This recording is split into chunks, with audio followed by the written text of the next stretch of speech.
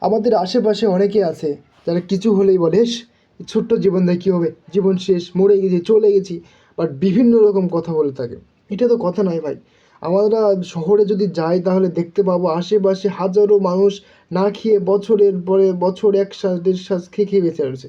তাদের গায়ে কোনো কাপড় নেই, ছিঁড়া কাপড়, ছিঁড়া জামা।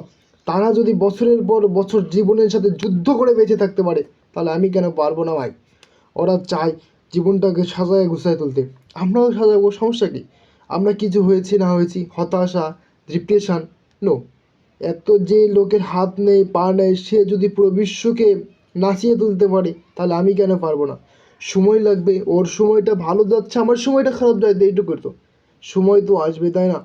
সময় আসবে না এমন তো কোনো কথা নয়, সময় আসবে। যে লোকের হাত নেই পাও নেই সে লোক যদি পুরো পৃথিবীকে মোটিভেশন দিতে পারে, তাহলে আমি কেন পারবো না?